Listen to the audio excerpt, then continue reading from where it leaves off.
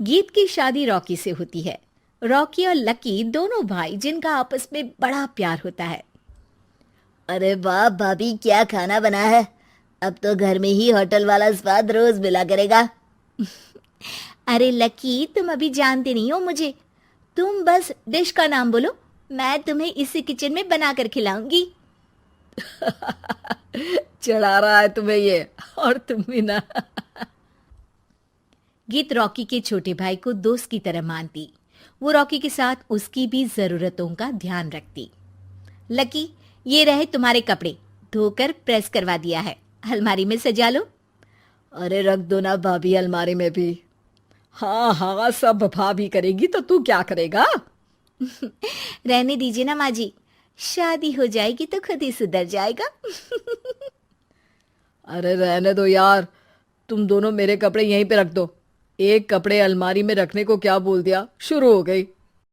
एक दिन, रॉकी सुनिए ना, कल जल्दी आ जाना, मुझे मायके जाना है, या सुबह छोड़ दीजिए और शाम को लेकर आ जाना। अरे नहीं नहीं, कल तो बिल्कुल पॉसिबल नहीं है, कल मीटिंग है। तुम लकी के साथ चली जाओ ना, और उसे कह देना कि शाम को लेकर भी आ जाएगा। लकी भाभी को लेकर मायके जाता है, शाम को लेकर भी आता है। आते वक्त, लकी, तुम्हारे लिए मैंने एक लड़की देखी है, बहुत सुंदर है। अच्छा, क्या बात है भाभी, मुझे भी दिखा दो। और उससे भी पूछ लो कि मुझसे शादी करेगी ना। इतनी सुंदर होगी तो मुझसे क्यों शादी करेगी भाभी। अरे वाह, क्या बुराई है तुम में, इतने अच्छे हो दिखने में। हाँ, बस अपनी भैया से थोड़ा कम हो। हाँ भाभी, आपको तो भैया से अच्छा कोई लगता ही नहीं है। लकी, तुम्हारे भैया हैं ही लाखों में एक। रात में दोनों घर आते हैं, लेकिन थोड़ी ही देर में उनके घर रॉकी की मौत की खबर आती है। हे भगवान, ये क्या हो गया। मेरा बेटा मुझे वापस कर दो। सब मिलकर माँ और गीत को संभालते हैं।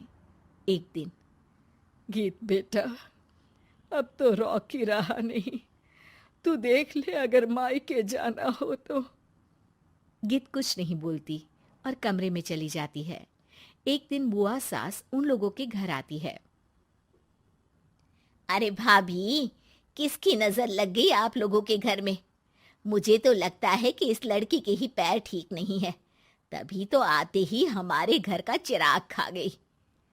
बुआ सास की बात सुनकर गीत को रोना आ जाता है। वो अपने कमरे में जाकर जोर जोर से रोने लगती है। लकी को ये सब देखकर अच्छा नहीं लगता। बुआ क्या बोल रही हैं? किसी का जीना मरना ऊपर वाले के हाथ होता है, ना कि किसी के पैर पर। अरे देख लो भाभी, छोटा भी हाथ से निकल रहा है। ऐसा ना हो कि ये लड़की सबको आपके खिलाफ कर दे। तभी वहां गीत चाय लेकर आती है। लीजिए बुआ जी, चाय पी लीजिए। बुआ तो घर से चली जाती है, लेकिन सास के मन में गीत को लेकर नेगेटिव विचार भर जाते हैं। अब देख गीता, बहुत हुआ, यहाँ रहकर भी कुछ नहीं होगा। अच्छा होगा कि अपने मम्मी पापा को बोल के तुझे यहाँ से लेकर जाए।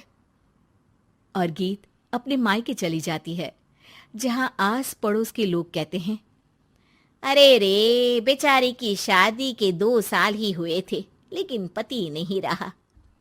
सास ने भी घर से निकाल दिया। देखो भाई भाभी कब तक साथ रखते हैं। और शादी करा देनी चाहिए इसकी, तो उम्र ही क्या है इसकी।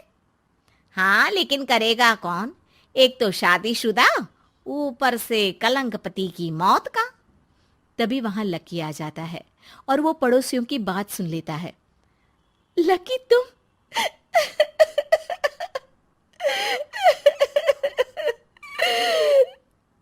भाभी, ये जमाना आपको जीने नहीं देगा।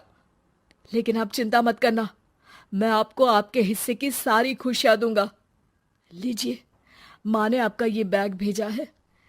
इसमें आपके जरूरी सामान है जो वहीं रह गए थे। लकी देखता है कि गीत को ससुराल से लेकर मायके तक हर जगह सिर्फ ताने ही सुनने पड़ते हैं। वो सीधे अपनी माँ के पास जाता है। माँ, एक बात सुनो, ये कहाँ का न्याय है। एक लड़की जो छोटी सी उम्र में अपना पति खो चुकी है, वो अब दुनिया के ताने भी झेल रही है। यार, ये तो गलत है ना माँ। हमें भाभी का सपोर्ट करना चाहिए। क्या भैया होते तो भाभी को ऐसा देखकर दुखी नहीं होते? अरे देख लकी, ये समाज ऐसा ही है। और भैया होते तो गीत की ये हालत होती ही नहीं। बिना पति के औरत को तो ये सब झेलना ही पड़ता है। लेकिन कोई तो जरिया होगा ना माँ। भाभी भी हमारे परिवार का हिस्सा है, हम कुछ तो कर सकते हैं ना उनके लिए। हिस्सा है नहीं, हिस्सा थी। और अब तू ज्यादा ना भाभी भाभी करना बंद कर दे, समझा? कुछ दिन ऐसे ही बीतते हैं और एक दिन लकी देखता है कि गीत उसके ही कॉलेज में पढ़ने आई है। अरे भाभी, आप यहाँ कॉलेज में कैसे? लकी, मैंने पढ़ने का निर्णय लिया है। शादी के कारण मेरी पढ़ाई को बीच में ही रोक दिया गया था, पर अब जब कुछ नहीं बचा तो मैंने सोचा पढ़ाई में ही मन लगाऊं। अरे आपने बिल्कुल सही सोचा भाभी। किसी भी तरह की कोई भी जरूरत हो तो प्लीज बिना किसी हिचक के बताना, मैं हूं आपकी मदद के लिए। लेकिन कहते हैं ना, गीत की जिंदगी में सब कुछ बहुत दिनों के लिए ठीक नहीं रहा और एक दिन क्लास में, अरे ये विधवा है, इसकी तो शादी हो चुकी है। क्या बात कर रहे हो? हमारे साथ तो बैठकर ऐसे पढ़ाई करती है जैसे बच्ची हो। अरे बच्ची नहीं, बहुत शातिर है ये। किसी को नहीं बताया कि ये शादीशुदा है, वरना हम इसे आंटी आंटी कहकर पुकारते ना।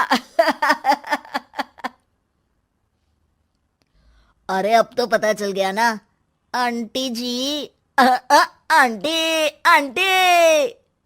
फिर क्या, सभी गीत को आंटी बोलकर चिढ़ाने लगते हैं। गीत को रोना आ जाता है और वो क्लास के बाहर जाकर रोने लगती है। सामने से लकी आ जाता है। अरे क्या हुआ भाभी, आप रो क्यों रही हैं? तभी पीछे से एक लड़की आ जाती है। हे हैंडसम, इस औरत से ना दूर रहना, इसके प्यार में मत पड़ जाना, क्योंकि ये शादीशुदा है। हमारे साथ झूठ बोलकर हम जैसे ही रह रही थी। हाँ तो क्या गलत है? सही उम्र में तुम्हारे माता पिता तुम्हारी पढ़ाई छुड़वा देते तो आज तुम भी शादीशुदा ही होती ना। और इनका पति नहीं रहा, उसमें इनका क्या कसूर? अरे कोई अपने जीवन को नई शुरुआत दे रहा है तो तुम लोगों को क्यों मिर्ची लग रही है? अरे तुझे बड़ी दया आ रही है, कर लेना तू शादी। लकी तब तो कुछ नहीं बोलता, लेकिन ये बात उसके मन में घर कर जाती है। और फिर एक दिन, माँ, मैं गीत से शादी करना चाहता हूँ। अरे क्या बक रहा है बेटा, तेरा भाई तो खा गई वो, अब मैं अपना दूसरा लड़का नहीं खो सकती। नहीं माँ, मैं गीत को यूं परेशान नहीं देख सकता।